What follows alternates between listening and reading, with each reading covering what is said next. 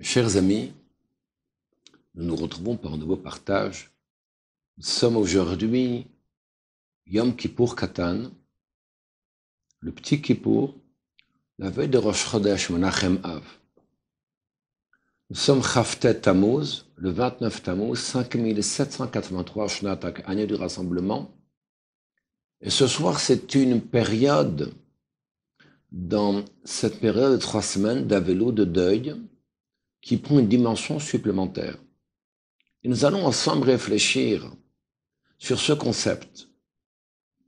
Car ce qu'on appelle Ben Hamtzarim, la période de 3 semaines, qui débute le 17 Tammuz et qui continue jusqu'au 9 Av, il y a ici différentes étapes.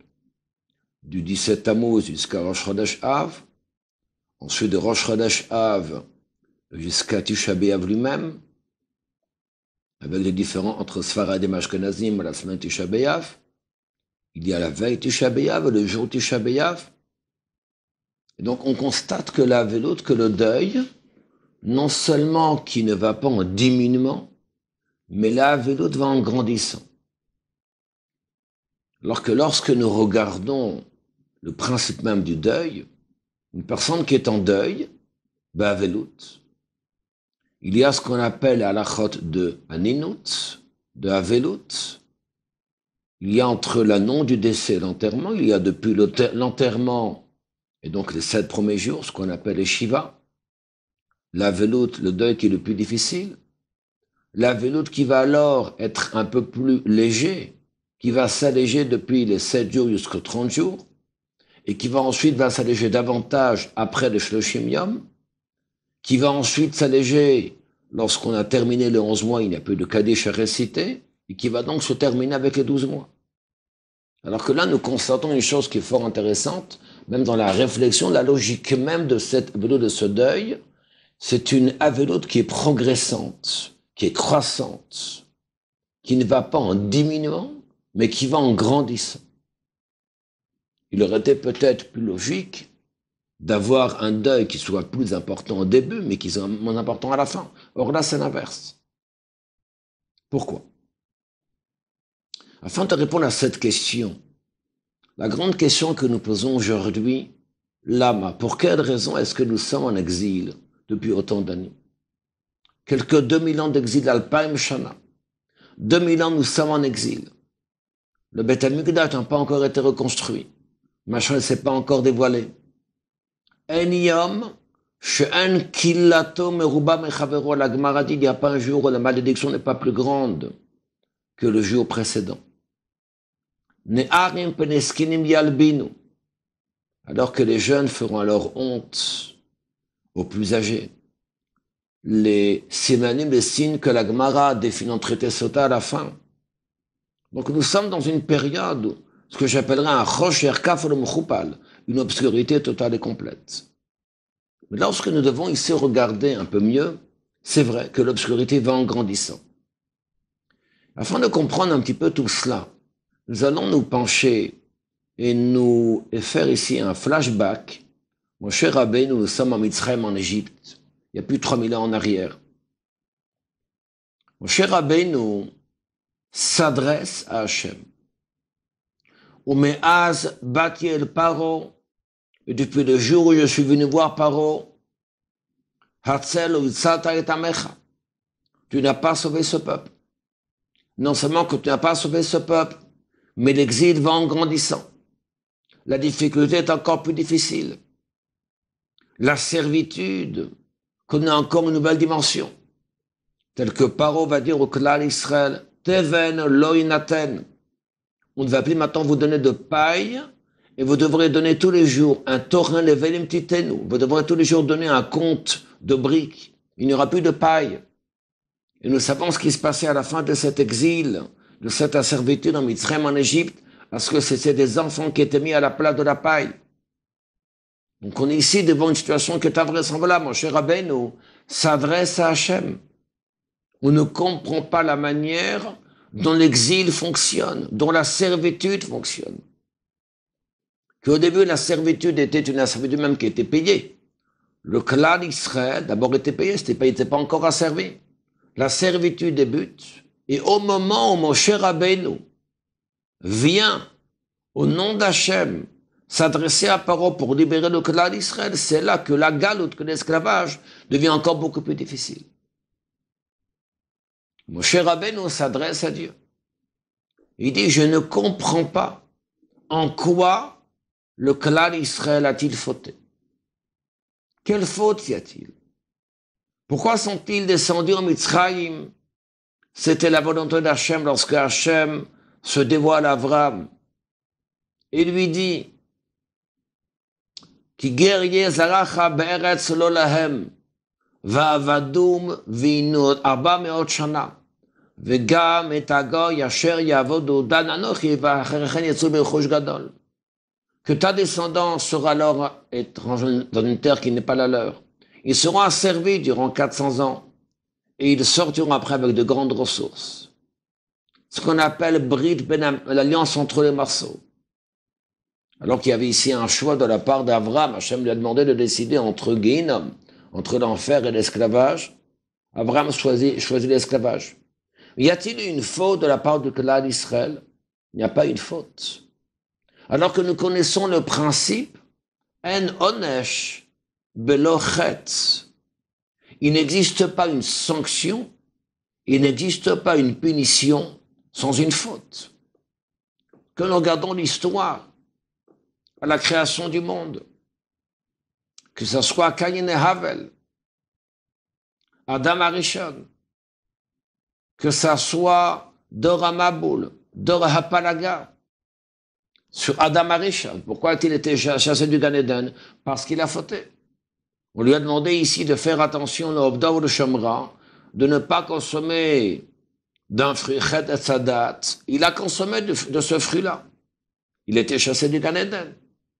Caïn qui a tué Havel, Navenad Yalpene Haaretz. Il va alors errer à la surface de la terre. Que ça soit Doramab ou la génération du déluge. Pourquoi ont-ils été frappés? Vatima la Haaretz Hamas. Avec malheureusement une corruption qui était présente sur l'humanité et toute la débauche qui était là, etc., tel que nous le savons. C'est la raison pour laquelle le déluge est arrivé. Quand nous parlons d'Orapalaga, la génération de la tour de Babel, Migdal Babel, qui alors ont voulu ici faire, ici toute une tour pour aller combattre Dieu. Alors Bala, Hachem et Tzvatam. Hachem va ici bouger, perturber, va alors mélanger leur langue, il va alors, ils vont alors être dispersés à la surface de la terre. Donc il y a effectivement un onesh, une sanction qui est donc liée avec la faute. Chose qui n'est pas le cas en Mitzrayim, en Égypte. Et non seulement cela, Moshe Rabbeinu argumente, c'est qu'il n'y a non seulement pas ici un lien entre la faute et la sanction en question du clan d'Israël, la servitude, mais c'est une servitude, c'est un exil qui va en grandissant. On ne comprend pas. Et d'ailleurs, quand nous regardons bien actuellement, la génération actuelle que nous vivons actuellement, nous sommes tels que dit le Harizal, nous sommes la réincarnation de ceux qui étaient en Mitzrayim, en Égypte. De la même manière qu'il est écrit que Bisrou Nashim Tzitkaniyot, par le mérite des femmes, voyons, nous avons été libérés de Mitzrayim, il en sera de même dans sa dernière génération. Et ça veut dire que nous devons ici nous poser la question, 2000 ans d'exil, en quoi le clan d'Israël a-t-il fauté pour être tant d'années en exil? Même si nous sommes en train de dire que lorsqu'une personne fait une avéra, une faute, ce fait des répercussions sur combien de générations? Sur 4 générations. Même si nous parlons sur Sinatrinam, sur la haine gratuite, nous sommes de Kamsa et Bar Kamsa, tel que la Gemara dans Gité nous dit, à la page 55 d'Afnunhei. C'est exact. Le clan d'Israël a fauté. On a humilié un juif, etc., etc. On a manqué de respect, la haine gratuite. Tout ça, c'est juste. Mais combien d'années le clan d'Israël doit-il subir ici cette humiliation, cette haine qui était présente à 2000 ans en arrière? Et nous constatons que on ne voit pas le lien qu'il y a actuellement entre l'exil présent avec une faute, avec une sanction. On ne comprend pas. Quelle faute y a-t-il pour le Klal Israël? En quoi ont-ils fauté pour mériter, va-t-on dire, d'être autant d'années en exil? Et deuxièmement, Moshe Rabbeinu argumente devant Akadosh Baruch Hu, parce que l'exil maintenant va de manière croissante. Chose qui n'est pas le cas lorsque on a parlé d'un deuil, même lorsqu'il y a ici un din ou mishpat, lorsqu'il y a ici une rigueur, un jugement. Alors le jugement, il est beaucoup plus dur au début, mais après maintenant, il va en diminuant. C'est le cas lorsqu'on prend une personne qui va en prison. C'est une chose qui est normale, la personne est beaucoup plus dure avec elle au début qu'après. Comme il est marqué, quand la tralot kashot, tous les débuts sont extrêmement difficiles. Or là, c'est l'inverse. Le début est facile et la fin est très difficile. Avec un exil maintenant qui va en grandissant. Ce sont là les deux ta'anot, les deux arguments de Moshe Rabbeinu devant Akadosh Baruch Hu. Il ne comprend pas quel est le lien qu'il y a entre Onesh HaGalut et Chet Shel Klal Israël. Quel lien y a-t-il entre la sanction de l'exil et la faute de Klal Israël? Il ne comprend pas non plus pourquoi cet exil va en grandissant et devient beaucoup plus difficile. C'est la même question que nous posons actuellement, que nous posons Bador dans notre génération. Est-ce que l'exil va en grandissant? Un chosher kafur mchupal, une obscurité totale et complète. Nous ne sommes pas l'époque des Tanaïm, l'époque d'Amoraïm, de Géonim. Nous sommes dans une époque où on a subi la Skala, Kofrim vapikorsim, épicuriens, monde intellectuel, qui s'oppose au principe de la Torah, etc., tel que nous le savons. Et non seulement qu'on ne comprend pas ici de quelle manière est-ce que l'exil va en grandissant dans cette obscurité-là, mais on ne comprend pas le lien qui est entre la faute du Klal Israël il y a 2000 ans en arrière pour être autant d'années en exil actuellement. Le Rabbi s'est exprimé Chafret Nissan, Tafilun Aleph, le 28 Nissan de l'année 1991, Hadavar en mouvan klal ou klal. Il n'y a pas d'explication, c'est totalement incompréhensible que nous sommes encore en exil. Et nous sommes, mesdames et messieurs, mes chers amis, nous sommes à la veille de Rosh Chodesh Av, Tafshin Pei Gimel, quelques 32 ans plus tard. Totalement incompréhensible. Mais il y a peut-être un élément de réflexion que j'aimerais partager avec vous, qui est le suivant. C'est la réponse qu'Hachem donne.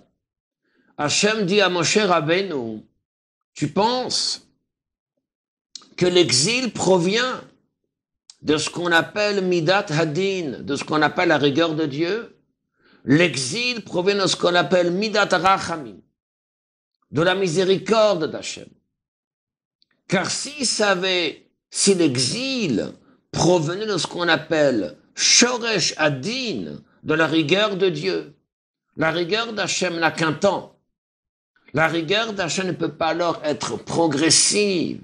Elle ne va durer qu'un certain temps. Après un certain temps, elle va commencer à diminuer. Elle va s'alléger. Hachem dit à Moshe Rabbeinu, sache, Ani Hachem. Il ne dit pas Ani Elohim, Ani Hachem.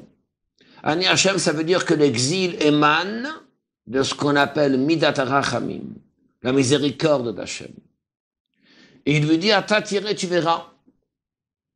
De quelle manière est-ce que je vais libérer le Klal Israël au moment de ce que j'appellerais Siagalut, au moment où l'exil est le plus grand, c'est là que va se dévoiler la plus grande lumière. Si nous sommes en exil actuellement, avec une obscurité aussi grande, ne pas croire que l'exil va et peut durer encore des dizaines et des centaines d'années. Si l'exil avait été l'émanation de ce qu'on appelle la rigueur de Dieu, alors il aurait été peut-être nécessaire effectivement à ce que cette rigueur baisse d'intensité, va-t-on dire, pour mériter le dévoilement de cette lumière extraordinaire qui est Mashiach, qui est l'expression de ce qu'on appelle la plus grande miséricorde de Dieu. Mais étant donné que l'exil n'est pas le fruit de ce qu'on appelle le din d'Hachem, ce n'est pas le fruit de la rigueur de Dieu. tel qu'on a expliqué, ça avait été la rigueur. La rigueur va en diminuant, elle ne dure qu'un temps. La rigueur ne peut pas être une rigueur qui est progressive. Ceci n'est pas possible. Ceci ne peut venir que de cet amour profond qu'Hachem porte envers le clan d'Israël. Tel que nous voyons au moment où les Romains sont rentrés dans le Beth Amikdash, la Gemara dans Yom a dit qu'ils ont ouvert la parochet, le rideau qui sépare entre le Saint et le Saint. Quand ils le trouvaient, ils ont trouvé ici les Krovim, les chérubins, qui étaient Neorim Zelazé, qui étaient enlacés l'un dans l'autre. Quel est le symbole? Ce sont ici des chérubins qui sont faits ici en or. Il y avait un miracle. Lorsque le clan d'Israël faisait la volonté d'Hachem, ils étaient face à face, panim parce qu'ils ne faisaient pas la volonté d'Hachem. Ils étaient gav al gav, dos à dos. Or là, les Krovim, les chérubins étaient néorim. Ils étaient enlacés l'un dans l'autre. C'est la preuve de la manifestation de la plus grande amour qu'Hachem porte au clan d'Israël. Et qui laisse automatiquement, après la destruction de Beth Amikdash, la reconstruction de Beth Amikdash, telle que la Gemara dit qu'au moment de la destruction du temple, Nolad Moshiach Shel Israël, le libérateur du clan d'Israël est né. C'est la raison pour laquelle l'espoir doit être encore plus fort actuellement. Cette tikva, cette tipia, cette attente, ne pas se dire parce que ma chaîne n'est pas venue jusqu'à maintenant, ça veut dire qu'on va encore attendre des dizaines d'années. Pas du tout. Ça veut dire que si nous sommes arrivés, ici à Galut, au moment le plus fort de l'exil, ça veut dire que la rédemption est extrêmement proche. À nous de garder cet espoir profond, cette attente qui doit se faire ressentir toute l'année encore plus. Aujourd'hui, en cette veille de Rosh Chodesh Menachem Av, pour que lorsque Tisha B'Av cette année va arriver, Yamim Elu, ces jours-là se transformeront, les Sassan et les Simron, en jours de joie, et nous mériterons d'apporter un korban, un sacrifice, et de nous réjouir, ce Tisha B'Av, ce 9 Av, non pas dans le dème, mais dans la joie, en Eretz Israël, Mashiach. Amen. À très bientôt.